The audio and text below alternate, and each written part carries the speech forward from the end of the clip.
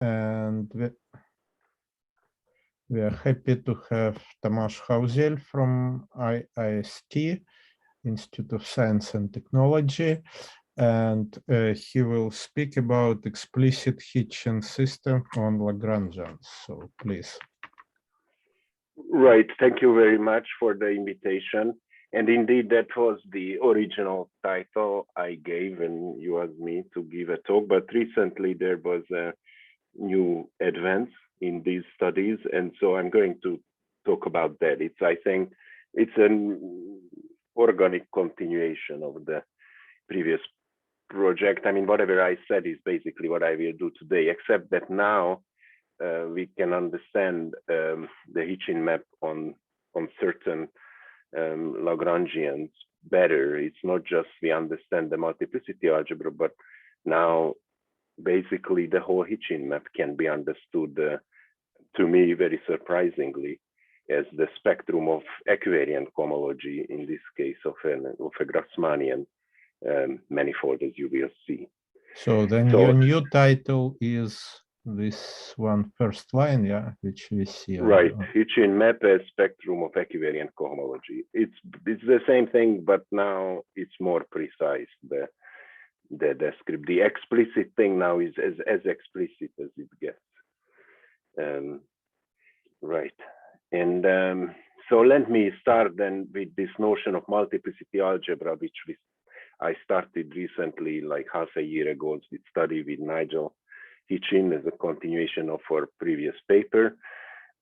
And now I will formulate this slightly more generally than originally we studied, because you will see why. Maybe this much. We will talk about multiplicity algebra between two affine varieties. And okay, it's very important for us that all varieties have a C-star action. And then it is always a very special kind of C-star action we have. We call it semi-projective. But in the affine case that I'm talking about in this first part, it only means that we have a single fixed point of the C-star action. Maybe I have a pointer here. So a single fixed point of the C-star action.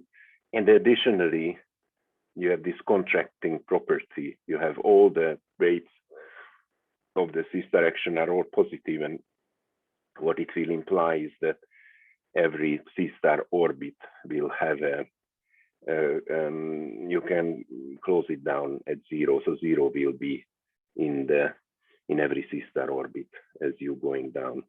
So that's what I call usually semi-projective, and this is what are affine semi-projective varieties. It will be just now sounding a bit fancy, but in fact that's where I am coming from, and where some of the examples will come from. So we are going to look at a particular class of C-star equivariant maps between these such affine semi-projective varieties. And the interesting class of maps, which I call now very stable, due to reasons I hope I will be able to just give you a hint about why I call this very stable, can be given in a very simple form. It's just the condition. So first of all, we see that the origin in U must go to the origin in V, because it's C-star equivariant. And then we call something very stable if it's only the origin, which is going to the origin. So the pre-image of the image origin is just or original origin. So you do not allow V to be a point. So it's always a relative notion, yeah. Because for point you do not have positivity of weights, but sometimes for formal reason, you know. No, we don't have points. It's not an example. You will see that basically you can assume they have the same dimension, U and V. You will, in a moment, I will assume that. Right, actually that's accepted. All weights are positive when you have a single point, because there are no weights. So I think it's still an example. Yes. Right, but you see, well, something must go wrong then. Yeah, then the preimage can only be a single point if the U as well was a point. Because this is our first theorem, which I haven't actually carefully written down the proof, but I believe I can prove this, that this condition is actually equivalent with F being proper. Okay, I tell you what is certainly can be proved in if you assume more about U and V. So technical reasons we like to assume, and in fact, in some examples, this is the right class of maps we want to look at when U is assumed to be Cohen-Macaulay and V is smooth. I mean, you don't lose much if you assume both U and V are smooth. I mean, most of the examples actually will be like that. But in fact, one class of examples, it could be singular and could be U could be a Cohen-Macaulay. But anyway, if you have this and also they have the same dimension, then these properties will imply that F is a finite morphism because everything is affine and you have a proper map. It's quasi finite to start with, and there is miracle flatness in this setup. So you will get finite flat, which you have a beautiful geometrical way to think about. And this is, in fact, was the original way how I thought about these things, is that if you push forward the structure shift from U to V, then what you get is a locally free C-star equivariant vector bundle. But in fact, it's a sheaf of algebras, and that algebra structure will be the key for today's talk. That's why I'm emphasizing it. But just to start with, if you just think about as a sheaf, it's actually a locally free C-star equivalent sheaf, a C-star equivariant vector bundle on the image.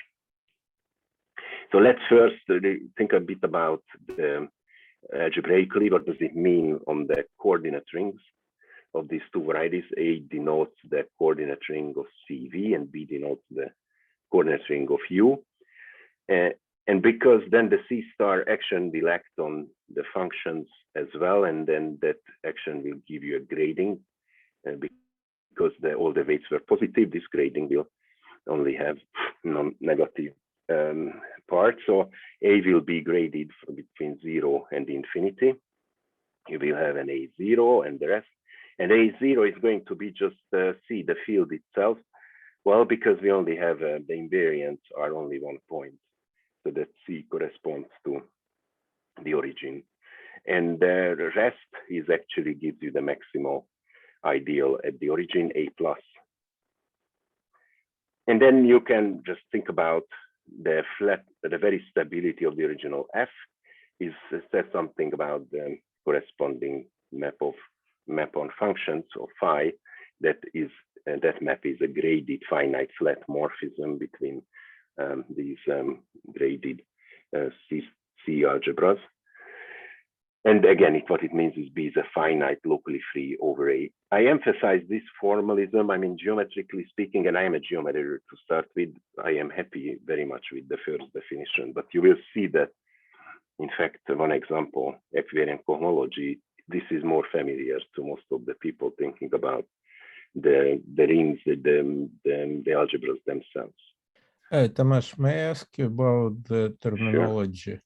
Because if there is very stable, there should be stable without very. And so how it is all this? I say this and we get there, this originating, this very stability. This originates with Higgs bundles, as you will see, and the certain stable Higgs bundles will be called very stable, but you will see that hopefully I can enlighten this part of the definition. Let's go there and then hopefully I will be able to explain. Okay, so this notion of multiplicity algebra was the original study in this project, in between maps like this, or between affine varieties like this. But it is, by definition, the multiplicity algebra is the ring of functions on the scheme theoretical preimage of the origin. So what we know is that as a set, the preimage of the origin is the origin. So this scheme, the scheme theoretical preimage, will be supported at the origin. I can actually write down using the rings the definition, like B modulo the ideal generated by the image of the A plus, the maximal ideal at the origin.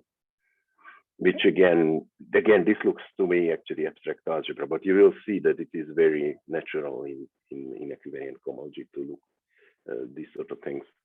And again, you can take the maximal ideal or the B, right, in the image, and tensor A and A with that over B. Anyway, this is like the three different ways to think about the same algebra. Geometrically, it's just the coordinate ring of the scheme theoretical fiber over zero. And I call this multiplicity algebra. This is a new name for something actually had been studied. We will get in a moment there, the origin of this consideration. So what I just want to say now is this condition that the preimage of a point is just this point is basically equivalent to say that this algebra is finite dimensional. And so you can think about this as a new definition for very stabilities, that when the multiplicity algebra is a finite dimensional C algebra.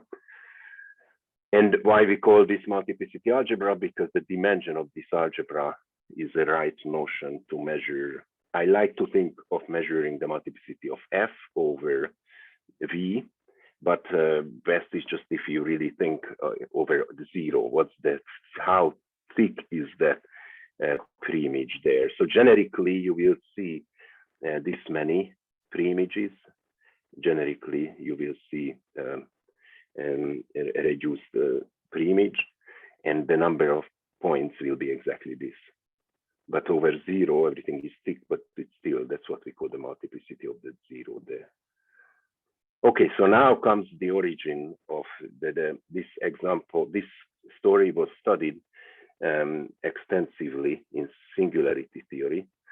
It is the case when both of the varieties are just Cn with some positive weight action of C star on both of them. And then when you look at maps now, C star equivariant maps between them, Arnold, they call it quasi-homogeneous polynomial maps. And they study non-degenerate examples, which turns out to be equivalent with our notion of very stability. And I like this book of Arnold and others, where they discuss a beautiful set of properties of this map, and in particular this multiplicity algebra. Okay, they call it local algebra, and that's you might see why I changed this to multiplicity algebra. Local algebra is just overused all over the place. So, but this is the same thing. What singularity theory people call local algebra, that's our multiplicity algebra. And in this particular case, when you have this graded, the quasi-homogeneous non-degenerate polynomial map between from Cn to Cn, then the multiplicity algebra, this is one of their beautiful theorems, is a graded Poincaré duality algebra. What is Poincaré duality? The algebra mean? What does it mean? So it's, first of all, it's graded, positive grades. H0, sorry, the zeros grading on QF is one-dimensional, and the top grading is also one-dimensional, and then the grading is, of course, compatible with product. And if you now do oppositely graded pieces and you multiply, you end up in the top grade, and that's one-dimensional. You identify it with C, that will give you a pairing, which is supposed, it is a non-degenerate pairing. So just generalization of the singularity algebra of a function, yeah, which is also finite dimensional. And it's probably the same thing. I mean, if you call it here you have a map between spaces of the same dimension, and there you have a map from Cn to C. Yeah, okay, but anyway, it's collection of such maps. Yeah, okay, good. it's parallelly studied in Arnold. For me, you will see that for us this is exactly the situation, which makes sense when you have the same dimensional vector spaces originally, and then now you will see how equivariant cohomology can extend this notion. So there will be two examples. So first of all, Arnold et al. They have their own universe, why it is interesting in the classification of singularities. I still haven't really digested their motivation, but you at the end you will see our motivation, why I am interested in this. And now let me tell you about this newly found relevance for very stable maps between affine semi-projective varieties and their multiplicity algebras, and they amazingly show up in equivariant cohomology. So very quickly, let me remind you of this. So, okay, I work in algebraic geometry, but this equivariant cohomology is a homotopy theoretical construction. It works even for compact Lie groups or any topological group, really. But because we will be looking at algebraic geometric stuff, I assume we have a complex reductive group, which is the complexification of a compact Lie group. Again, homotopically the same. So it could be just the compact subgroup I look at. And then, okay, we first just look at the universal G bundle, the G bundle over the classifying space of BG, which is well defined up to homotopy. What you want is e.g. the total space to be contractible, and you want the G bundle, a free G action on a contractible space. That's your universal G bundle. Up to homotopy, it's well defined, and the bundle. And right. And then, okay, in the case of a complex reductive group, which has a lot of structure, there is a beautiful formula about the cohomology of the base. The total space, of course, is trivial topologically or homotopically, but the base has very interesting cohomology, and that cohomology of the base we will call H star G, the coefficient of equivariant cohomology. And we very importantly work with complex coefficients everywhere. If I forgot it out somewhere, it's always meant that we have cohomology with complex coefficients. So what is this? It is can be computed from the cohomology of the classifying space for a maximal torus T inside G. And on this T equivariant cohomology, we'll have the Y group acting, and you will take Y invariant part. And then you can beautifully compute it very geometrically. Then you find that the equivariant, the torus equivariant, am I right? I don't think there is torus equivariant there, so I just erased the. But in case you're right that the cohomology are equal to W invariant polynomial. It is fine. It is correct. Oops. Yes, it is correct if I erase the T. Right. And the result then in the complex valued cohomology, it's going to be just functions on the Lie algebra of the maximal torus in G, and the Cartan subalgebra. The ring of functions on that is the cohomology of the classifying space of the torus, and then you will have to take W invariance. And then what we will be doing, that somehow for me was the new thing. I had heard about people doing this, but I haven't really done it myself. We will think about the corresponding variety, which is given by this algebra. So there is this algebra, and we will have the spectrum of this algebra is okay. It's invariant on a variety. So by definition, it is the quotient of T by the GIT quotient of T by this finite group. And even more beautifully, this turns out to be just an affine space, a non-trivial way by Chevalet's theorem. And then what's crucial for us, we should always remember that we had a grading on cohomology, and the grading will translate to a C-star action on all refined varieties, and this C-star action will always have positive weights. And well, here the weight is going to come from the weight 2 action of C-star on the carton.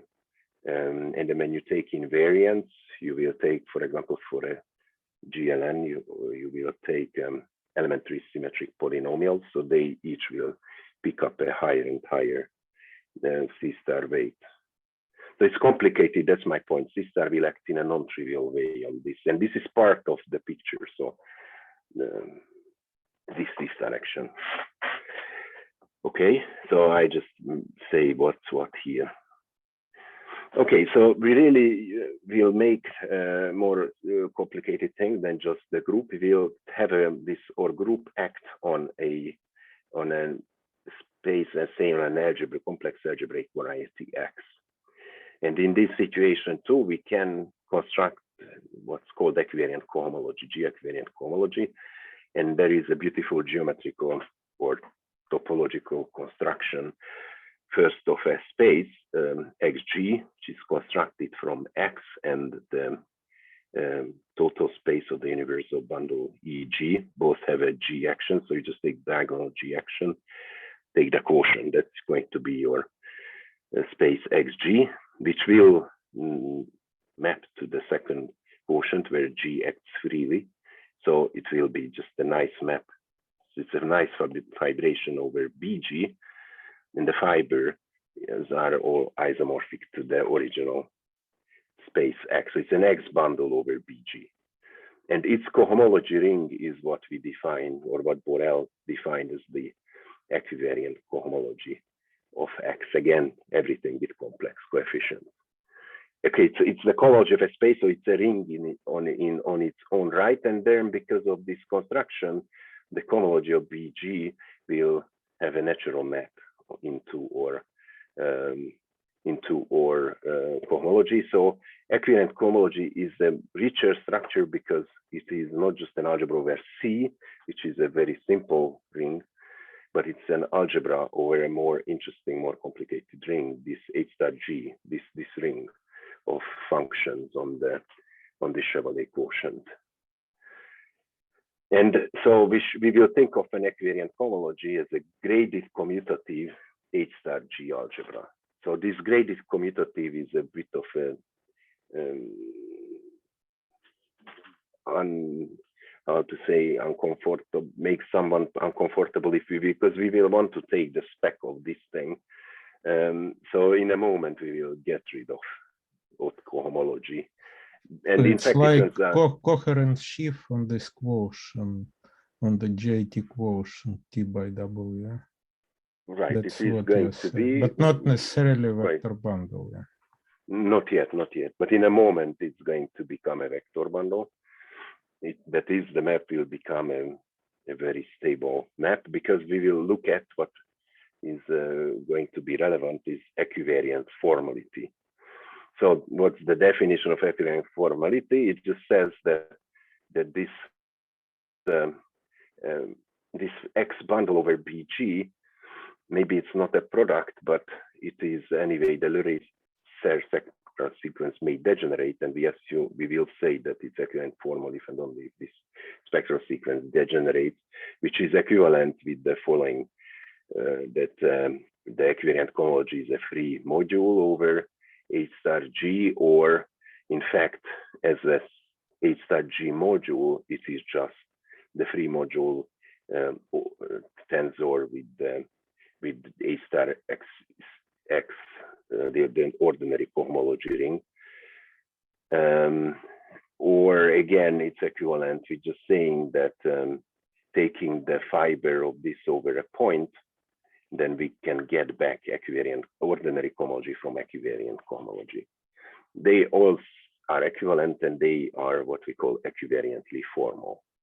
And now, if you think about this, what we are seeing is as advertised, these conditions, this says, for example, this says freenet, it's not even locally free, it's free because in fact there are no non-free, locally free sheaves on vector spaces as overall rings are going to be. all over the spec of these points are going to be.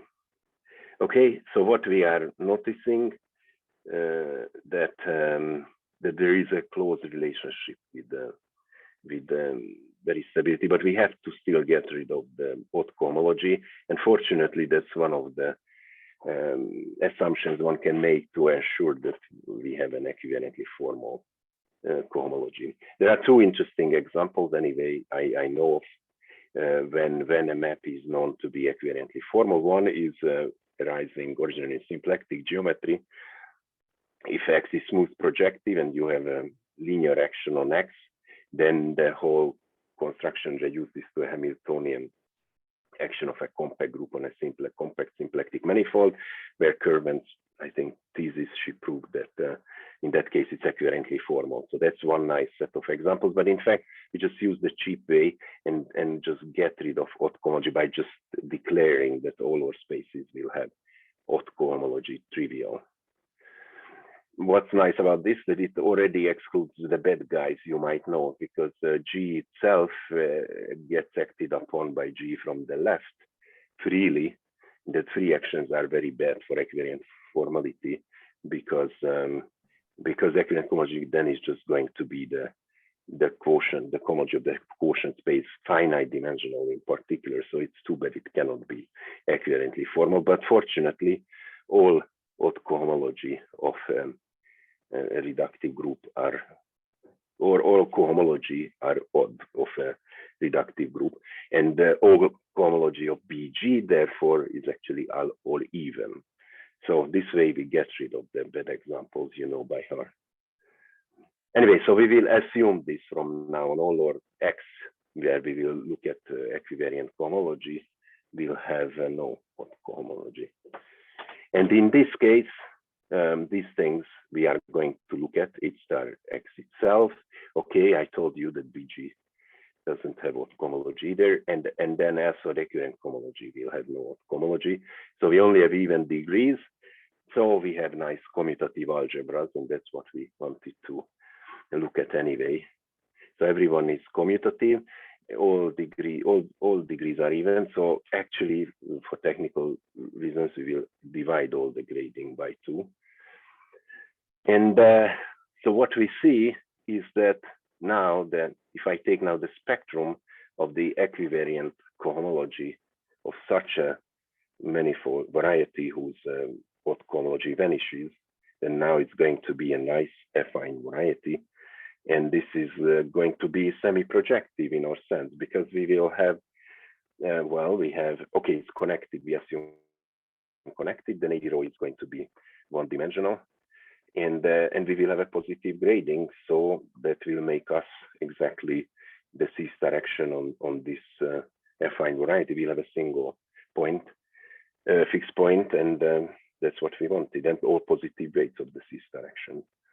And plus, beautifully, equivalent formality will actually say something in our kind of studies, that the map from the spectrum of the equivalent cohomology ring down to the spectrum of the coefficient. So this is the mapping used from the module structure on here, which we actually know is a vector space. So the image is always going to be a nice vector space, affine space, this Chevalier quotient.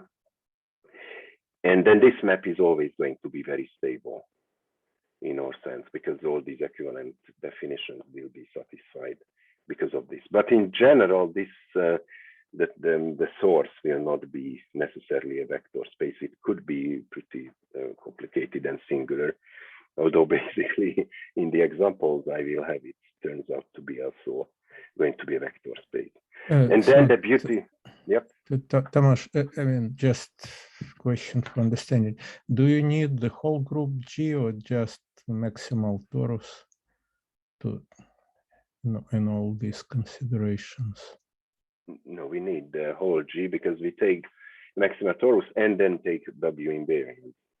Yes, but you can take W invariance of something associated with the maximal torus. I mean, the G is kind of complicated. object, and it's Oh, but you better. will see that's what will show us for us. So you can actually take, as you say, just so most people look at. That's why actually maybe no one looked at these sort of things, because people like to look at T equivariant cohomology in this geometrical way. They look at the spectrum of that. It's completely fine, but our examples will always come from GLN, or actually any complex reductive group will serve us as an example. Yes, so it's more complicated, but it's the same kind of idea. So what the people, Goreski, McPherson, are the famously studied this equivariant cohomology with the T equivariant cohomology, looking at its spectrum and as a variety of scheme. They try to understand the cohomology ring from the geometry of the scheme, but in some abstract way. Then, more excitingly, that sort of ideas were used also in the Hikita conjecture, which is now verified in many situations, where, again, cohomology rings, equivariant cohomology rings in particular, are understood as some scheme, in a scheme theoretical way, but somewhere else. So what will be for me new and for me interesting is that these cohomology rings and that these schemes will be playing in the same playing grounds. Okay, so but anyway, the point what I wanted to say, which was actually a big surprise for me when I realized this roughly 2 weeks ago, that equivariant cohomology over its structure base is actually a very stable morphism. In particular, you will get in the equivariantly formal case, or in this case, when there's no cohomology, you will get a very non-trivial and C-star equivariant locally free sheaf, or in fact free sheaf of algebras on this vector space. So there is this geometry which I will try to exploit, and you will see. For me, that's how it came. So we were interested in this push forward to start with. Okay, and also there is a beautiful understanding of the multiplicity algebra in this case, because it's nothing in this equivalently formal case. It's nothing but the actual cohomology ring of X. So that's actually will explain why we see, for example, Poincaré duality, because if X was smooth projective, then of course it has Poincaré duality, and so Arnold's results were somehow an abstract approach to the properties we know. Okay, it is in the case when the multiplicity algebra is a cohomology ring. So let me show you an example which will be used in the second part, or the last part. And this is about partial flag varieties. I'll show you that it is a very nice way to understand this geometry, this very stable map on the equivariant cohomology of a partial flag variety. And we are actually interested. Yep. So when you are taking all these specs, and do you have any concerns about the finite generation of these cohomology algebras? That's exactly the point. They are all nilpotent. There's commutative nilpotent algebra, so it's finite dimension. Yeah, So if in the equivariantly formal case, and because we have X is an algebraic variety, so it cannot have in itself a giant cohomology, everything will be equivalently formal over the base, and finite dimensional over this, because the cohomology is itself going to be finite dimensional. Everything is nice and finitely generated in this equivalently formal case. Otherwise, you are finite right. over G star, H star G.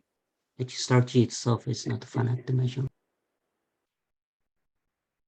Right, but because this is finitely generated, this will also be, I think, I haven't thought about this honestly. Okay, thank you for raising this. I have to go down to some deeper state and think about the abstract setup, if it follows from equivalent formality over the variety or not, that it is it finitely generated or not. Great, but actually I could still take the spectrum, so maybe it's not an affine variety then. But wait, I think it's gonna be, I mean, it has the same dimension as this Anyway, let me think about this, and I surely will include this then if anything is written down. But it's a good point. I have to discuss that.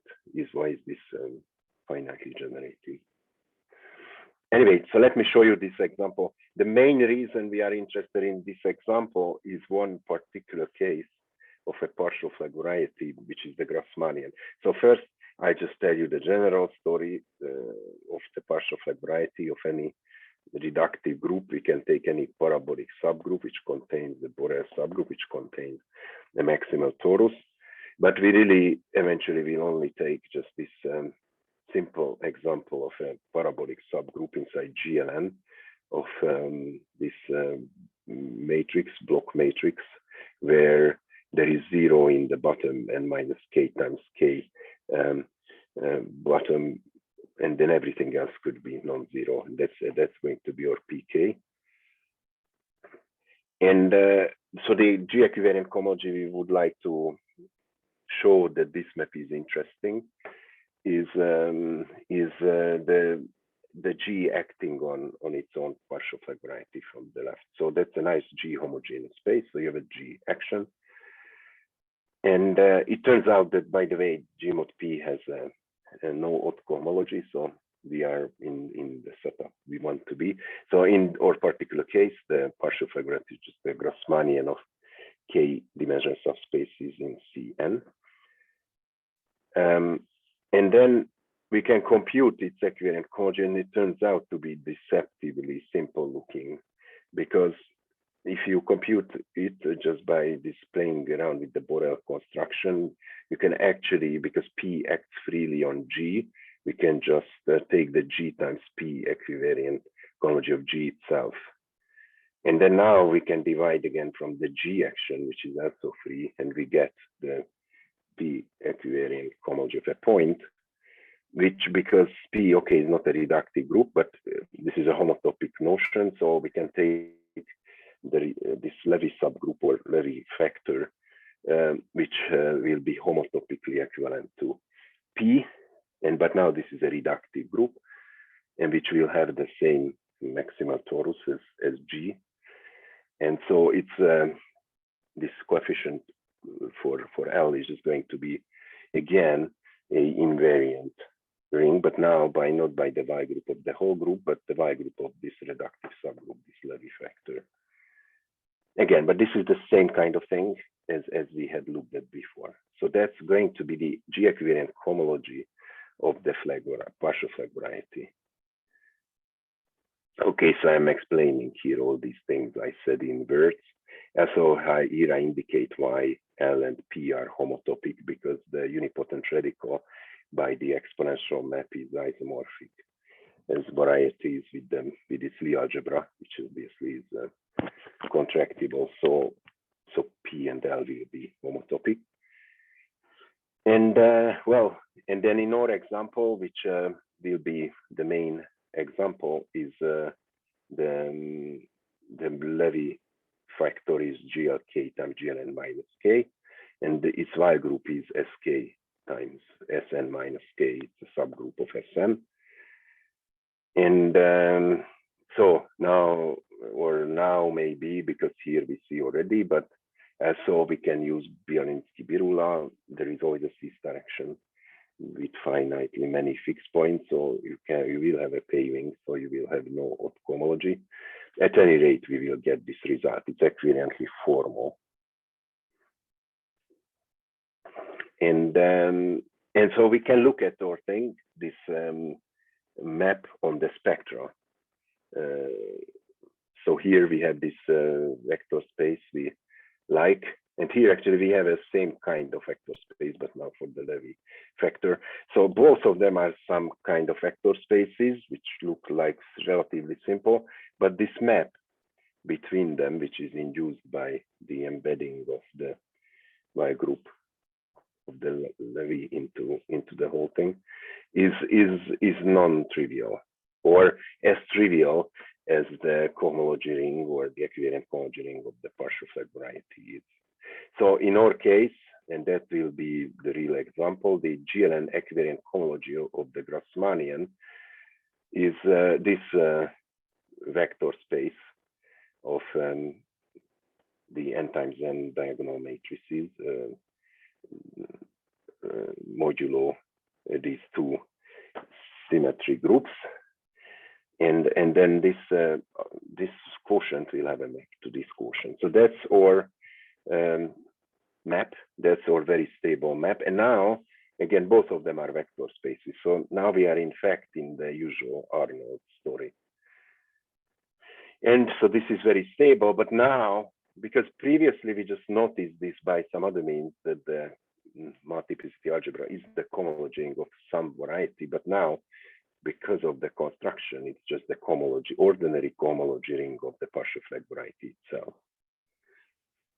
Okay, so this is for me the new and surprising similar story to the story which I will recall now, the one I had been studying with Nigel Hitchin in the previous paper and since then.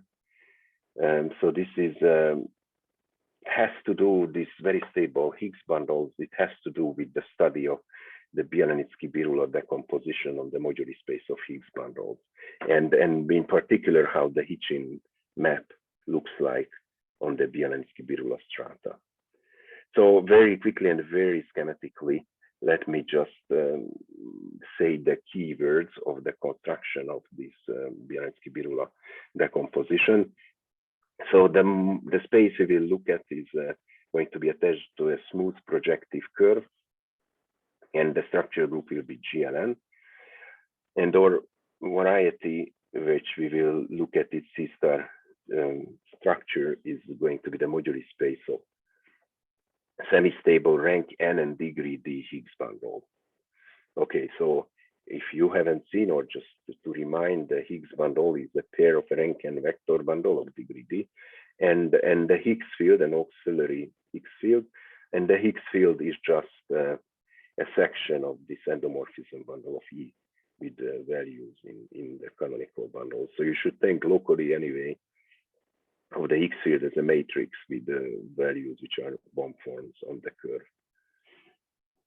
Okay, so that's a long story of why it was considered, how it was considered, how it was constructed, etc. But what's important for the discussion here is that it has a very nice symplectic structure, algebraically symplectic structure in this complex structure. And in fact, much more, it's even hyperkähler, and then it has a plethora of other beautiful geometries associated to it, which we are not going to discuss. We just keep to this one.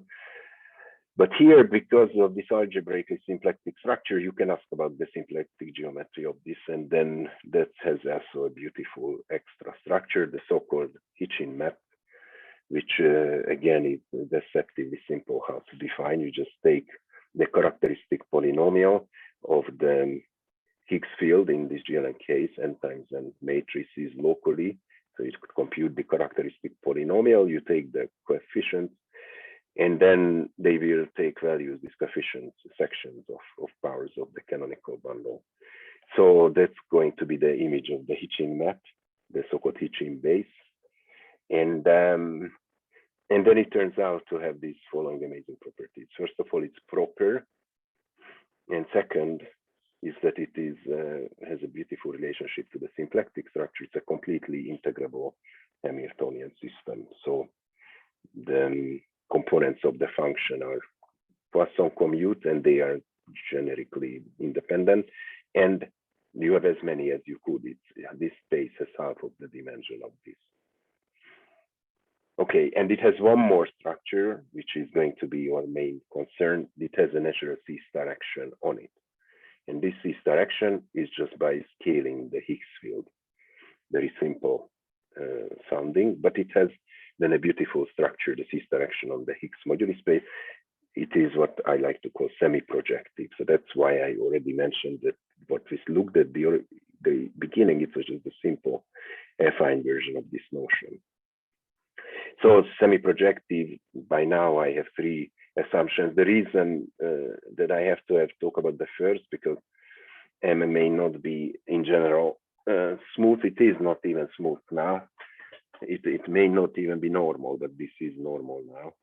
So anyway, so you will have a linear action. By linear, I mean that you need an embedding into some big projective space where C star action comes from a linear action there. But it's just true now because it's a quasi-projective variety and normal, so this is fine. Then the second property is that the fixed point set is proper. It's a compact subspace.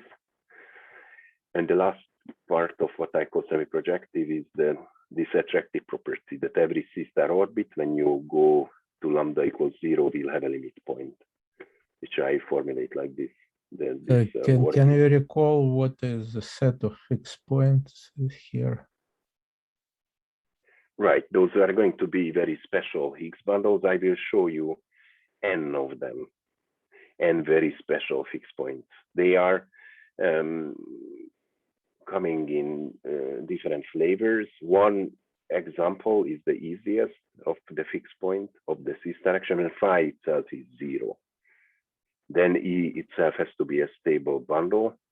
So this as a one component of the C star action is something familiar. So some people had studied this more. We know an awful lot about the moduli space of stable bundles. But when phi is non-zero, it still could be a fixed point. What you need to have is an automorphism of E, which will undo the action of lambda. And that automorphism will have to have an eigenspace decomposition. And with respect to that eigenspace decomposition, phi has to be lower or upper triangular. You have to be compatible with that in some order. So you have a partition of n and filtration by subbundles. In fact, the direct sum of subbundles because it's eigenspaces. And phi will be going, say, up along the sub. You will see, actually down in my case. So you will see an example when E decomposes into the direct sum of line bundles. That's the case I will look at today. But it's a very complicated and not entirely understood problem to classify it, although by now we have very strong works, but still it's not completely understood. So what's cool about the semi-projective scenario is that you can do half of the Bielanitsky-Birula business. If you had studied Bielanitsky-Birula, wonderful work on C star actions, on he studies smooth projective varieties, I believe, or maybe just proper, I don't remember. But so he has. It doesn't have to be, no, that makes a difference because your M is not smooth. Oh, that's a minor thing. We will usually look at the smooth part actually. So you will see how Bielanitsky-Birula works in our singular situation in the moment. So, but I still have this property, even though M is not necessarily smooth, that these things still exist. And by the way, it is very easy to see why, because this map is C star equivariant. I actually should have said that. If C star acts on the ice component by weight ice, it's positive weights, it's semi-projective A itself.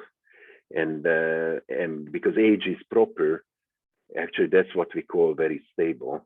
Because of that, you can deduce that M itself is semi-projective, no matter what are the singularities. So these orbits will always exist because it's the properness of age.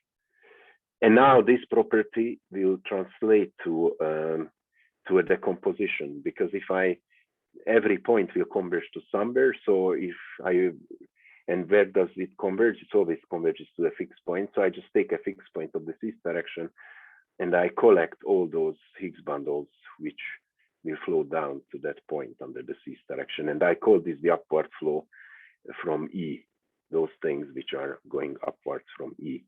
So what do you call the flow? Is a flow. Now this is a set. And so it's a cell or what? It's a set. It's a set. You are right. And then now I tell you the but theorem. I'm asking whether it's a cell, because it will be a cell provided E is at the smooth locus of the moduli space. If it's a stable Higgs bundle Okay. fixed by the cis direction, Okay. or in Bialecki-Birula theory, actually, it's always a cell because he only considers smooth varieties. But we just look at those parts of the partition where E is actually a smooth point. And then you are right, it's going to be a locally closed subvariety, this set. So it's actually locally closed, so it's a subvariety. Plus, we have this beautiful structure that it is a vector space, and we even understand this vector space modeled on the tangent space at the fixed point E, which carries the cis direction by E being fixed point, and you collect the positive weights. And actually, this is also called not just upward flow, but the stable variety of E, and that will help us to give one reason to call it very stable.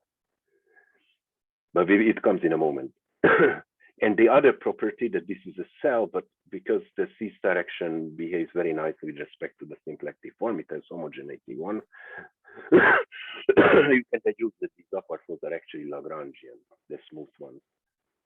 So you have this beautiful decomposition of your symplectic variety into Lagrangians. In the smooth case, it's a complete decomposition. In the singular case, there will be strata which actually will be bigger dimensional, and that's not understood. I don't know anything about the singular part of the Moji space, but it will be interesting, I'm sure. Are they coisotropic? I probably never studied them. Probably. I mean, what else? But I haven't studied that. If it was some of my colleagues studying this, they could have. So, okay. Now I can give you the definition of E being very stable. This was our definition with Nigel in the paper appeared. We will say that a fixed point, the smooth fixed point of the cis direction is very stable, or the corresponding upward flow is very stable, which now is a Lagrangian vector space, if and only if, well, you can actually say it's very stable if and only if the embedding is very stable, which we know is just equivalent to say that it is proper, which in turn will just say that it has to be a closed subvariety. That's one way to think about it. It is if and only if it's closed, but the probably better for us is to think about the restricted map of the Hitchin map, because Hitchin map is proper. All this embedding business can be translated to looking at the Hitchin map on this Lagrangian. And we say actually that it is very stable if and only if this map between vector spaces now of the same dimension, that this map is very stable. No, go ahead. Yeah, then I ask. This is our definition of very stable Higgs bundle. But you should compare it with others, because there was something very stable, I believe, in Lamont. So now let's okay, that's the second one. There is a fortunate coincidence of terminology. First of all, this was called stable variety by Bialecki-Birula, and this condition means this is very stable, means that only zero primage is zero. It means that this guy has a trivial intersection with the nilpotent cone. That means the nilpotent cone is the collection of all the negative directional strata in the BB story. Those are called unstable varieties. And so we say that this thing is very stable if it's stable variety, plus it has trivial intersection with all unstable varieties. So that's just an unlucky, there's a very lucky coincidence of terminology, because the real reason is, as you say, is in the case when the Higgs bundle, the fixed one, comes from a stable bundle where phi is zero. In that case, this notion of very stability, which in that case just means that there is no nilpotent Higgs field supporting, non-zero nilpotent Higgs field supporting at that bundle, which is exactly would be the preimage of zero under this map, the intersection of the nilpotent cone with that upward flow. That is what was called by first the Dreamfeld and then Lomon very stable. And those things play a role in the geometric Lagrange construction of what Dreamfeld was thinking about and what Lomon was expanding. Yes, so that's where it all comes from. And honestly, still much harder, that business, to think about. So Salomon's main result in that paper, or one of the main results, is the existence of very stable bundles of the type when the Higgs field is zero. It's always, they are, in fact, you know that almost all of them. So, I mean, the generic one is always very stable, but it will never be. But your definition is equivalent, yes? So it's kind of. It's equivalent for that case when the fixed point is where the Higgs field is zero. It's the same thing.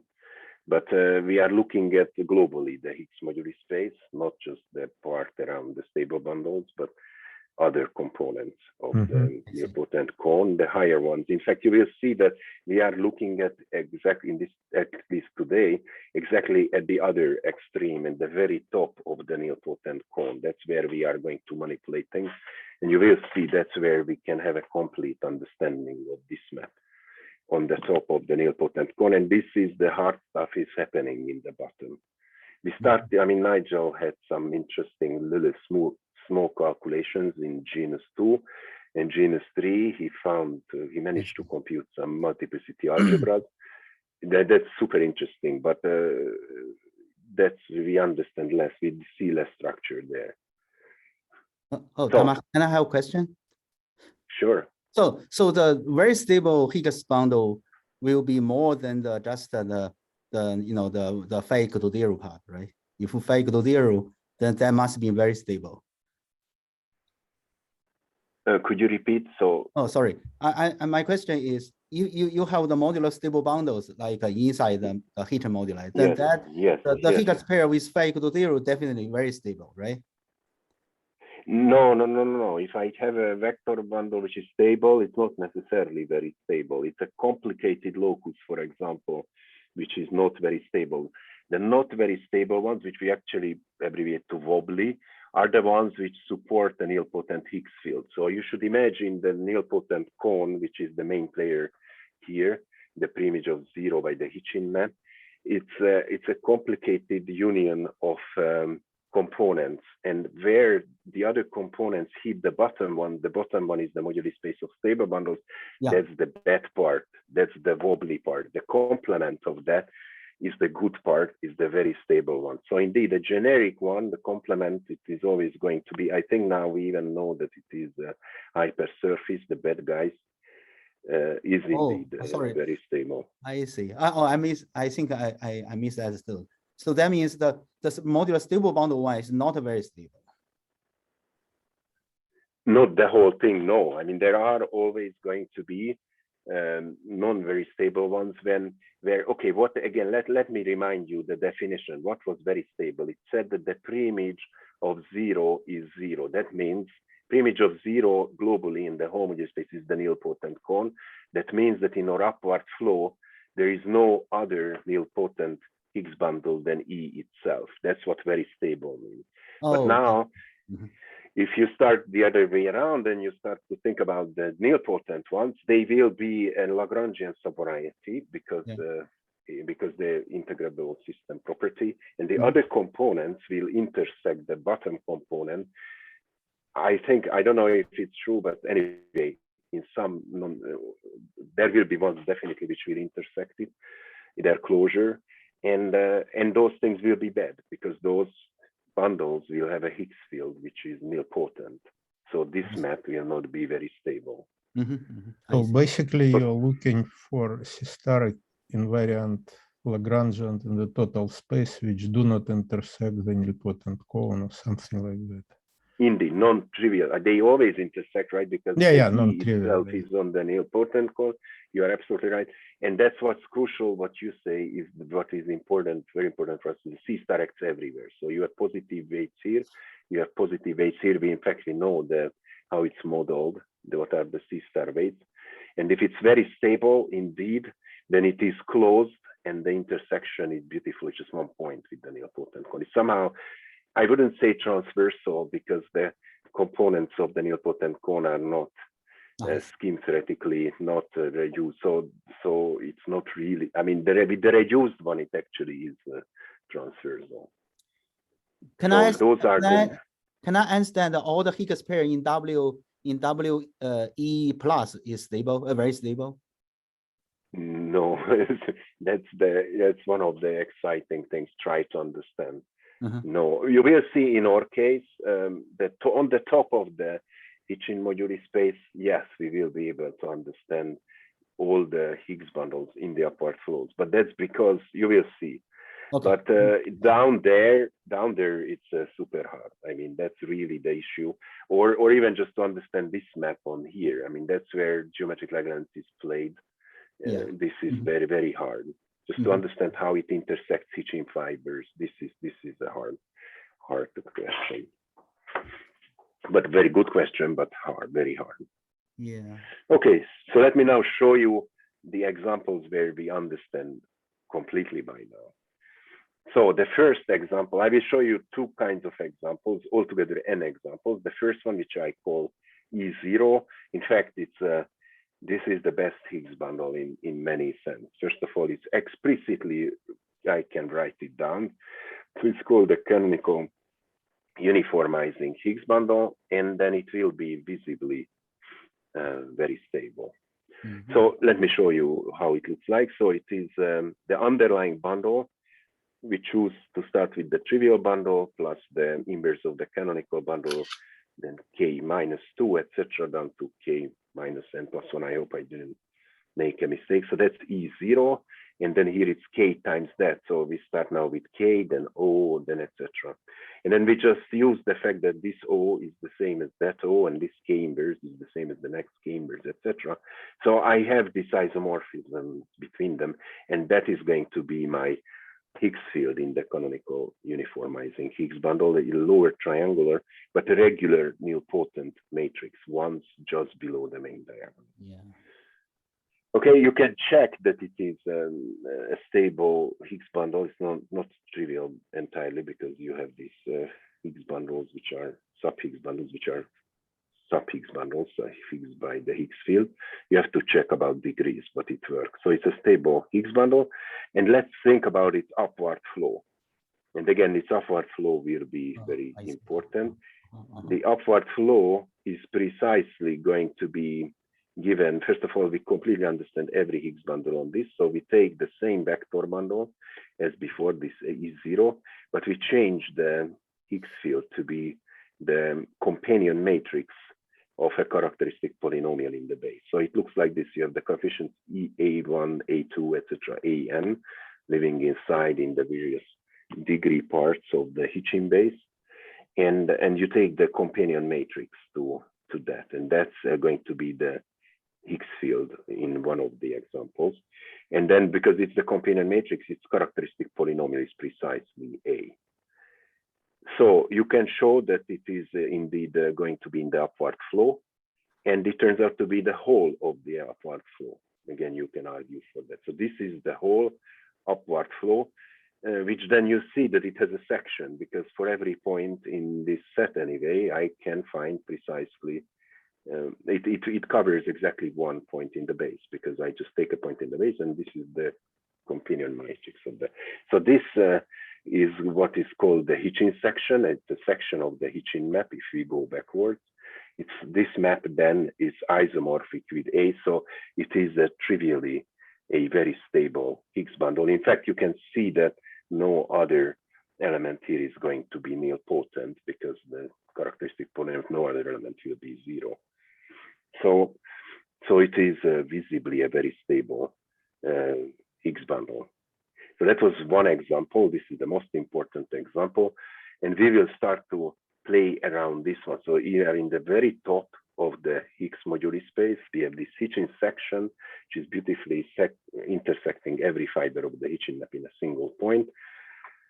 And we are going to modify this as little as possible. So the modification is just going to be at one entry point for the vector bundle itself. So we will modify now the starting vector bundle at a single entry in the matrix. So at there, we will introduce 1, 0 of that section. So you remember that these little Higgs fields, I call them, they connect the line bundle to another one, tensor case. It's a section of a line bundle. Previously, it was just the identity element, something with no zeros. Now we introduce one single 0 at a point C. So we fix a point on the curve and the K, and then the k's or k plus 1 position, or I don't know, one of them, I change one to SC, and that will change the bundle by tensoring everything after k to the minus k with OC, allowing to have, I hope I got this right. Let's hope I got this right. Yeah, I think I did, and because then I will go from this guy to the next one, tensor k, and that will be precisely OC, which will have this defining section SC. Anyway, we just introduced a single zero into this Higgs field. This again is still going to be regular nilpotent, except at C. Except at C, we will drop. From in the nilpotent in the classical, I mean in the classical nilpotent cone. Anyway, so this guy is going to be what we call EK. Again, we prove with Nigel we have a complete classification of very stable Higgs bundles of this type, where the underlying vector bundle splits as direct sum of line bundles. Then we have always these connecting little Higgs fields, and our theorem says something is very stable if the zeros of all of these little Higgs fields are completely disjoint. There is no double zero, and they are all disjoint from each other. And these are the simplest examples of such very stable ones, when there is a single zero at one of the little Higgs fields. Anyway, so this, you can take this as my word for it. It's in our paper, but in fact, it can be proved by the way how I will consider their upward flow, because now what we will look at is this upward flow, which I call WK plus to A, and I show you how I computed after many attempt how I computed the Hitchin map on them. Originally, I just wanted to compute the multiplicity algebra of this. This is a very stable one, C star X everywhere. We know by Arnold and company that the multiplicity algebra is a beautiful graded Poincare duality algebra. And the question is, what is that algebra in that case? And that is what we managed to understand better and better. And so well now that by now I basically can understand completely this map explicitly in some components. And you will see it is just going to be the spectrum of the equivalent cohomology of a Grassmannian. So, okay, this is the proof is all in this single diagram, which I don't know when did I start? 8. So you said I can go a bit over time, so I can say a few words about this diagram. So I just want to sketch you how you might be able to compute this Hitchin map on this Lagrangian. It's very stable, we know by general theory. And how can you compute it that it is precise in the spectrum of the equivalent cohomology of the Grassmannian? Where does the Grassmannian come from and all that? So let me say a few words. So the first thing we do, and this was really what we developed in our first paper with Nigel, we developed this idea that you can get to all upward flows of this type 1, again, when these line bundles are all where the decomposition into is line bundles, and then the Higgs field is lower triangular on just below the diagonal. In that case, we understood that each of such Higgs bundle can be obtained basically from the Hitchin section by a sequence of Hecke transformation. So in this case, there is going to be precisely one Hecke transformation needed. And let's see, this is the Hecke correspondence space over the Hitchin section. So we take all those Higgs bundles. If you remember, they were these guys EA, where the underlying bundle was the same E0. And then we had this Higgs field phi A, which was the companion matrix to the characteristic polynomial A. These are the guys here. Now I'm going to tell you how to construct the Hecke correspondence space over this. We are going to look at to each of such Higgs bundle k-dimensional subspaces at the fiber, which fortunately is the same vector bundle everywhere. So it's actually at the same vector space.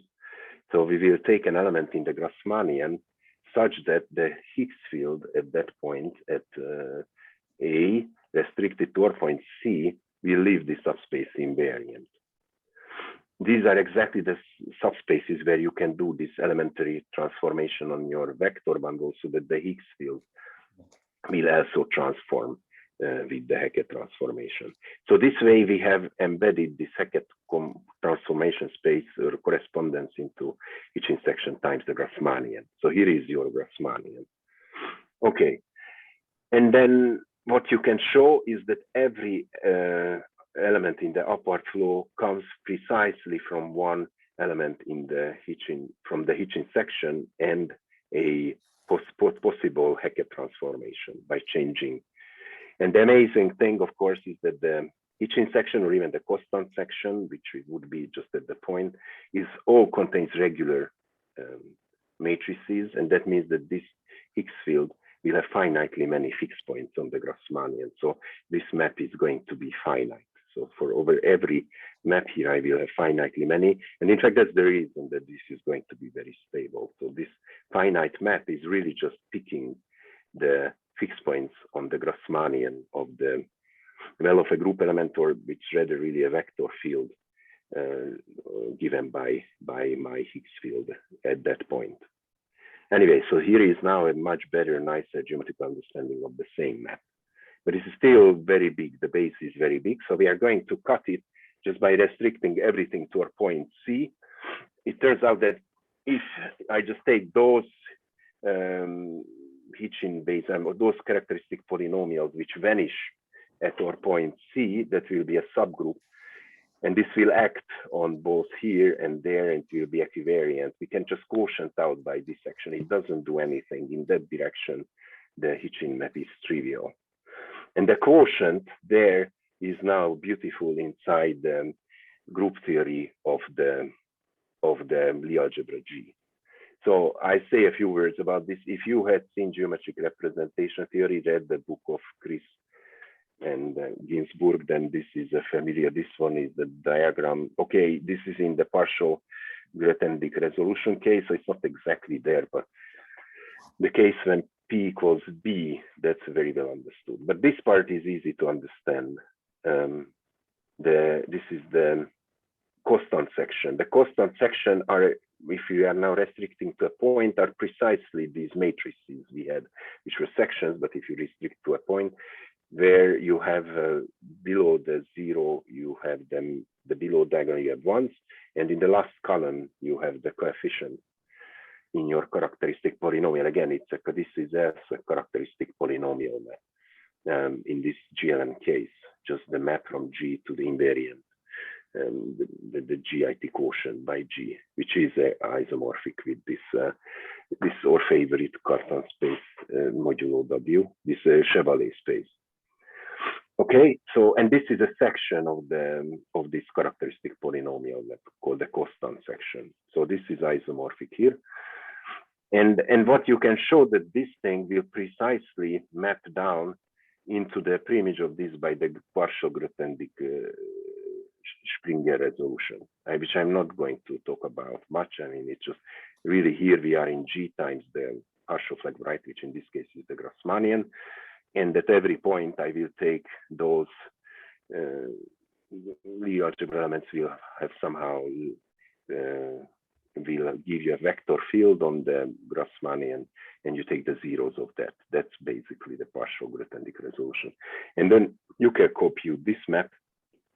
And again, this, by the way, the idea of this part of the diagram comes from Jiwei Yun, who did this, explained this to me in the case of the full flag variety, but he didn't have this motivation. So I had to generalize this, okay, not too difficult to this partial flag case. And this works also very nicely. And then around 2 weeks ago, I noticed that, okay, so then what you get is that this part, this finite part of our Hitchin map is exactly something very simple. It goes between these two vector spaces, which, as I just explained, this is nothing. And this is first 2 weeks ago, I just noticed that this is just the spectrum of the equivalent cohomology of the Grassmannian. So first it was just, you know, coincidence maybe, but this way you can actually compute. You see, this part is equivalent with this. It's the same as this map. So our map here is the same, and this one here, okay, you divide by a big vector space here, but over that the Hitchin map is trivial. So the Hitchin map is encoded into here. And so this diagram in itself was pretty surprising to me, but I didn't yet have any kind of reason, or even now I will just ask it as a question. But you can just notice that the result at the end, and this is what I want to say as the upshot, is that the Hitchin map on this particular very stable upward flow, modulo some trivial part in the Hitchin map, is just the spectrum of equivariant cohomology on the Grassmannian, and the corresponding map coming from the structure map from A star G to here. And to me, that's already pretty exciting and pretty surprising how this really algebraic topological construction precisely appears inside this, the Hitchin map on that quotient. So let me finish by asking this question: why does this equivariant cohomology appear? What is its meaning? So first, what I am now starting to see, or at least have a conjectural framework where it actually makes sense to see equivariant cohomology of spaces appearing inside these subschemes, as subschemes inside or setup. So in this picture, which might probably look complicated, it's not so complicated, but there is a setup here which I can formulate in general situation, where there is some big vector field over S times the X. So X is some smooth projective variety, the G acts on it.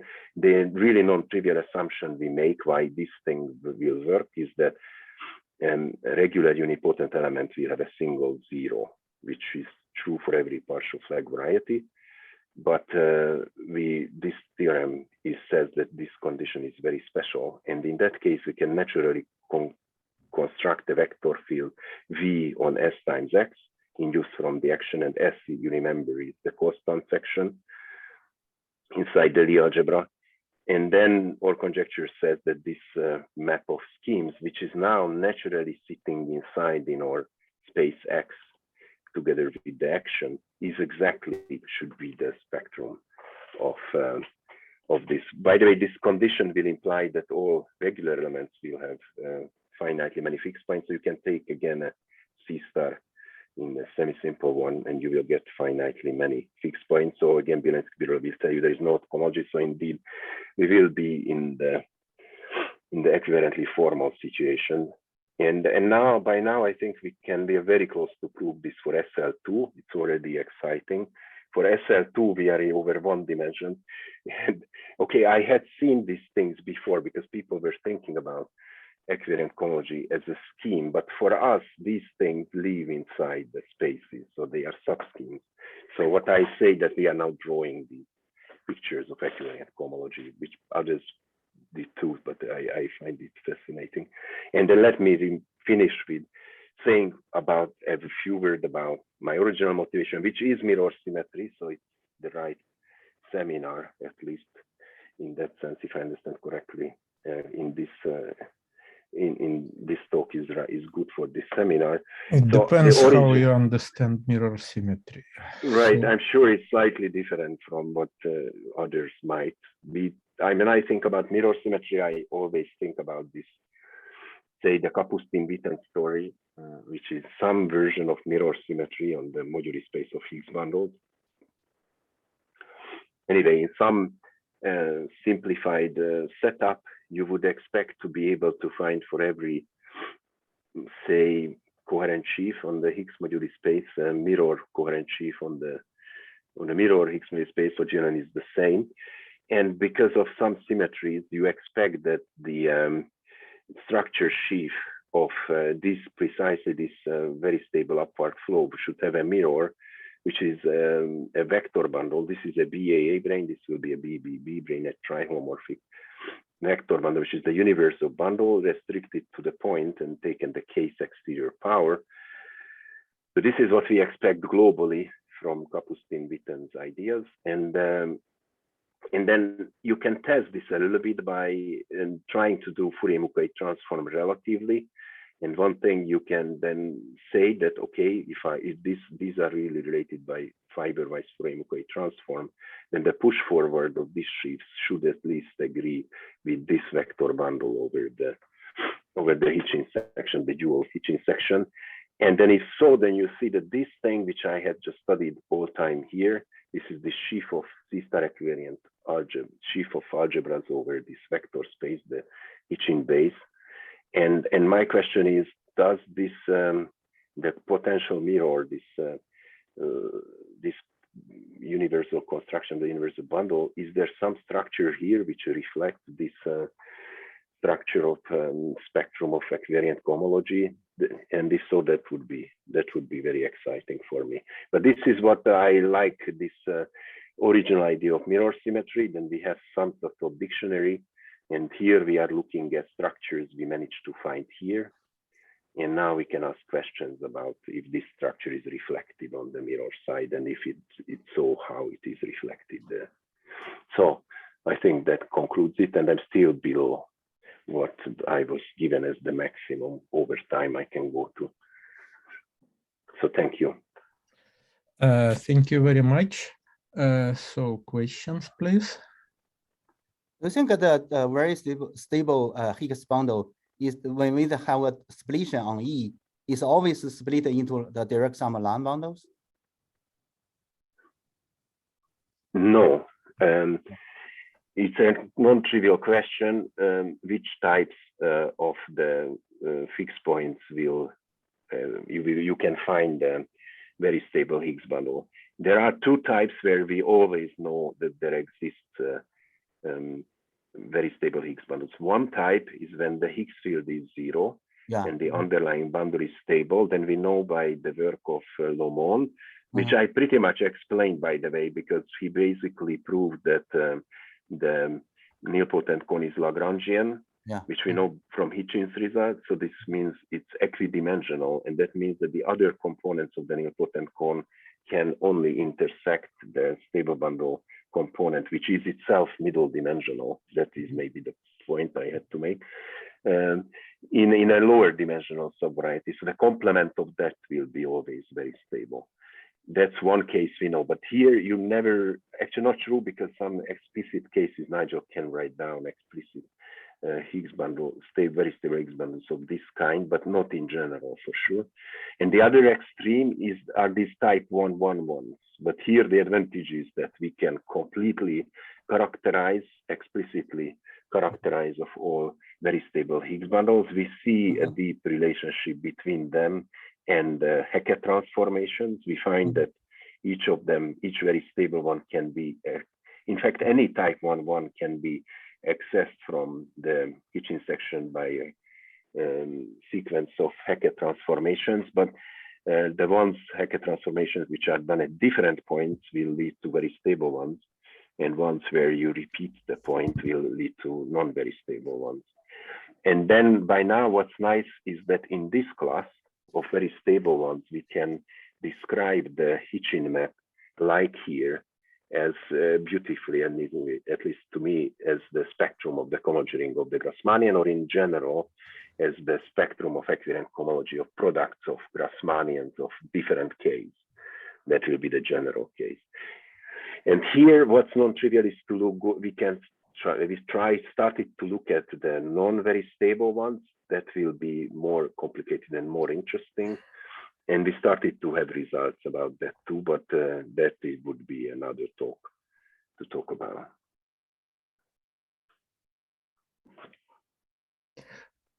Okay, more questions? So I have a couple of questions, but it's kind of a little bit perpendicular probably to what you explained to us, because you kind of stick to the group G. So one question, sort of a preliminary. For me, it's a question about these analogs of very stable maps in the framework of quivers. Because for me, sort of analog of the Hitchin system, it's at least at the level of total space, it's like a Hamiltonian reduction for the representations of the quiver. Yeah, so it's like pre-projective algebra. So So it you have has an some, integrable, yeah. yeah, I mean, I don't know. I mean, I am asking the question. I don't know whether it's formal in your sense, but you can ask for equivariant coherence. In some sense, it's analogous to the Hitchin system. There is an analog of the nilpotent cone. Sure. But do you Yeah. have an integrable system? I mean, that's what we are using. So if you have an integrable system, then that you definitely can do that. Now you can, what can you do if you just have a C-star action, you have your symplectic variety, you will get this Bielanitzky-Birula decomposition into Lagrangians. But I don't know. Oh, you have your nilpotent cone, that's correct. So you can ask about which is Lagrangian. But actually this first question is kind of should lead me to the second one, because I wanted to ask you indeed about a more general framework of, say, complex integrable systems with a C-star action. Like, you know, these Coulomb branches give examples of a lot of them. Probably Richard, if he is still here, he can confirm. Yeah. I will have to talk to him anyway, because this is I learned a lot of things from him. Yeah, but anyway, there is a story with Coulomb branches for 3D n equal 4. Sure, I am learning about that, yeah. Yeah, but they produce some integrable systems, and in fact, the base of those integrable systems, it's exactly this GIT it's T mod W. Yeah. And they as I say in, yeah. Yeah, I mean, they come from even more generally. This is kind of a special case when you have a group, then you have this T mod W, but more generally you have a symplectic manifold with a C-star action, Right. and so on, so on, and so on. So just that you have a notion, so probably you're interested to make it as general as reasonably possible. So absolutely right that if you have an integrable system with the same property, we need the C-star action, which rotates the symplectic form with the weight 1. That's when the Bielanitzky-Birula cells will be Lagrangian. And in that case, if you have such a system, then indeed you can look at the multiplicity algebras or just the maps and try to do something like this. But okay, that will be interesting. And what I had been learning about are this so-called Hikita conjecture, which has pretty similar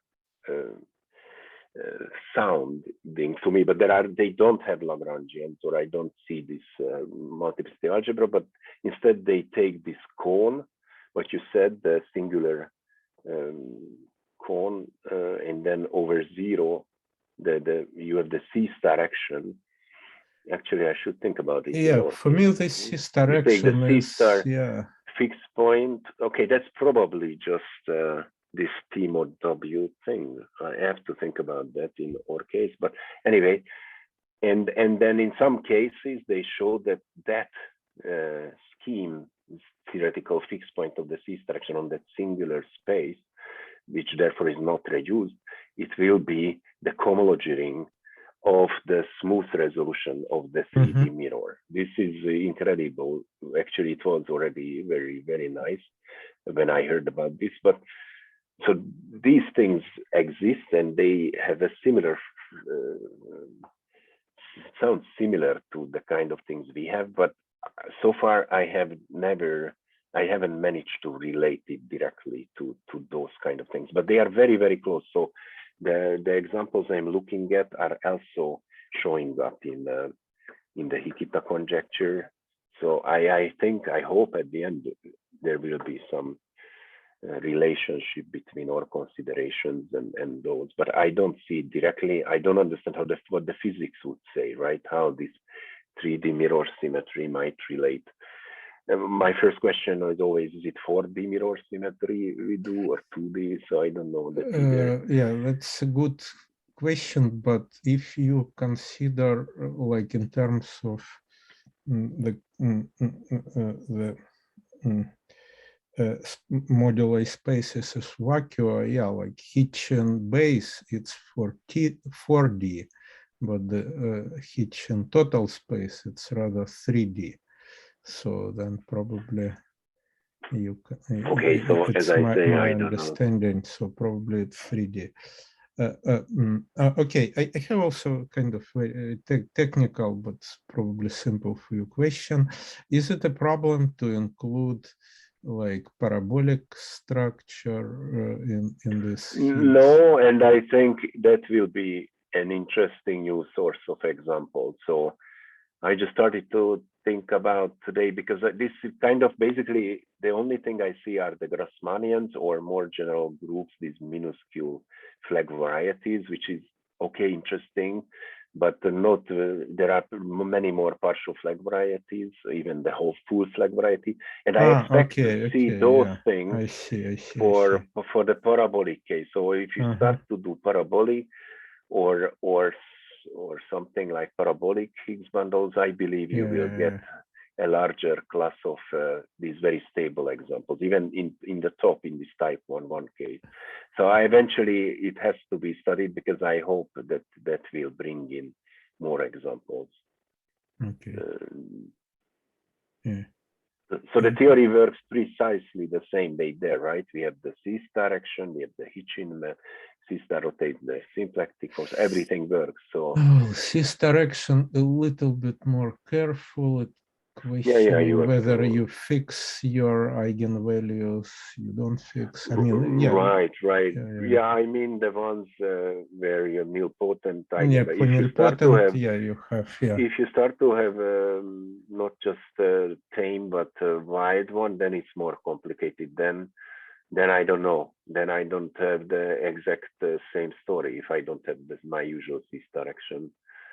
So if you have irregular singularities, it's more complicated. Then I don't know really what would survive. Yeah, and Tamas, besides of this is very nice new notion, any sort of expected application to computing of some, I don't know, cohomology or maybe some enumerative invariants in the spirit of kind of what you did with on the other side of Riemann-Hilbert, because you have some spaces which may be decomposed into the union of cells. So yeah, I know. I don't yet see any direct relationship to those global questions. But in fact, no, it's not quite right. So we had starting a project with Anton Melit, which is still in the very preliminary, where we are looking at here we are looking at Hecke operators, right? You see the Hecke correspondence, and and then you really would like to understand, for example, Hecke operators on the cohomology of the character variety, and there we had some preliminary ideas, Anton actually mostly, and we managed to, there was some interesting things there. But actually what I tried always to try to understand these ideas in there, and that I always got confused. So that's as a different project, and so far I haven't managed to connect it with these ideas. So not that what I am seeing here as a very interesting outcome is to go into more complicated Hecke transformations. So these were the classical simple so-called minuscule Hecke transformations. The Grassmannian is a simple smooth variety, but you can do more complicated Hecke transformations related to the affine Grassmannian and Schubert cells in the affine Grassmannian, the spherical varieties. and those are going to be singular. And now you have the Higgs field. So you will look at affine Springer fibers. Again, I mean, it had been looked at before, but for us, we can also think about those geometries, and those will relate to the wobbly upward flows in type 1-1. So that's where I started. So started to understand some of the wobbly ones, but then those are not going to be closed. That's not. That's why it's not very stable. So now I can think about how to compactify them. I think I can do it, and then it's already very nice because it will reflect the structure of irreducible representations of the group, how you compactify.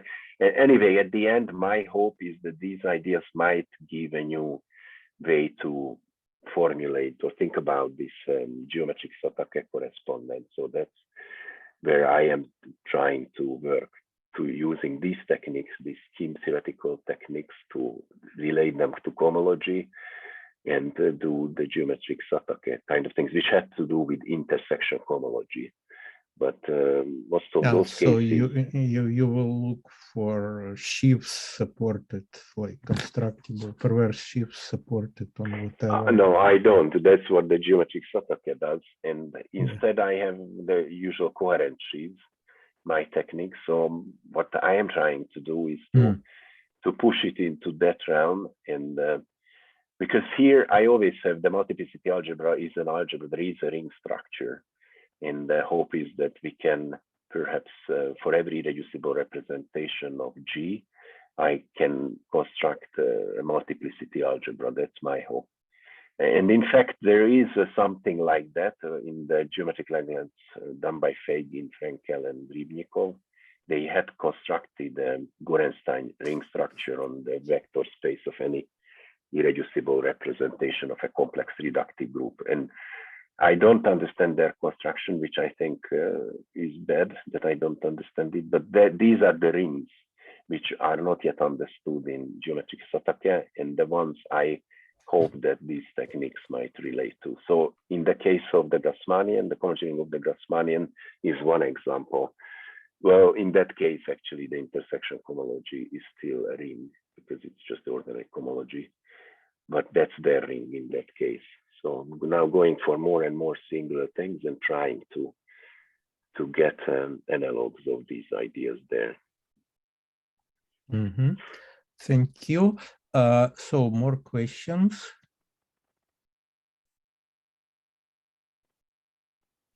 Okay, last chance to ask Tamas. All right, so probably everything else is clear. So Tamas, thank you very much for very, very interesting talk. Thank you very much for the invitation.